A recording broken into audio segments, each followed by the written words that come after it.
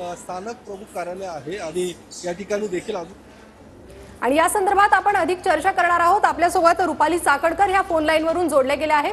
रुपालीजी, पुण्यात स्वारगेट बस स्थानकात ही अत्यंत धक्कादायक घटना समोर येते, आपली प्रतिक्रिया? पुणे विद्येचं माहेरघर आहे, त्याच्यामुळे पुण्यात अनेक भागांमधून मुली शिक्षणासाठी येतात आणि पुणे कायम सुरक्षित राहिलेलं आहे। पण अशा जेव्हा घटना घडतात त्यावेळेस खरंच मनाला वेदना होतात।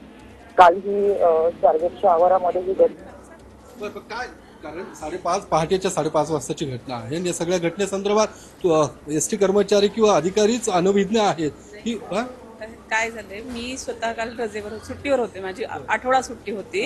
मी आज आले, मला माहिती मिळाली, मला पोलीस स्टेशननी बोलवलेलंच आहे तिकडे, मी तिकडे निघाली। आता काय झाली ती बातमी तुम्हाला मी नंतर सांगेन। नाही, आपण या ठिकाणी सीसीटीव्ही कॅमेरे सुद्धा स्वारगेट बस स्थानक आहेत, त्याची काही तपासणी केली का, काय बघितलं का, काय त्याची काही चौकशी केली?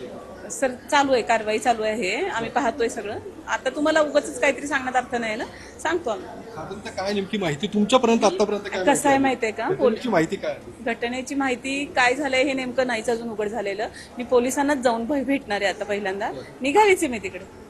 आणि ज्या काही आगार प्रमुख व्यवस्थापक आहेत पल्लवी विलास पाटील, ह्या नेमक्या काय रजेवरती आहेत? कधीपासून रजेवर? नाही, रजेवर नाही आहेत त्या, तसं त्या हे आज सुट्टी असते त्यांचीला। त्याच्यामुळे ते आज आल्या नाही। ओके, बरं, तुम्ही आता ते प्रभारी म्हणून प्रभारी असं वगैरे काही नाही, मी स्थानक प्रमुख आहे। मी स्थानकाचं पाहत असते सगळी माहिती, मला ही माहिती आल्यानंतर कळाली, मी आता पोलीस स्टेशनला चाललो। तुमचं नाव काय?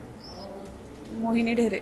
मोहिनी ढेरे आहेत, या आगार व्यवस्थापक आहेत, त्या सध्या पल्लवी विलास पाटील या रजेवरती आहेत असं त्यांचं म्हणणं आहे आणि त्यामुळे या आता ते सगळं कार्यभार बघतायत आणि ते आता पोलीस स्टेशनला पोहोचतायत या सगळ्या घटनेची माहिती घेण्यासाठी आणि त्यानंतर पुढचं नेमकी काय कारवाई करायची किंवा पोलिसांना काय माहिती, अधिक माहिती लागते ती देण्यासाठी आता त्या ज्या पर्यायी दुसऱ्या ज्या मॅडम आहेत त्या आता स्वारगेट पोलीस स्टेशनला पोहोचणार आहेत।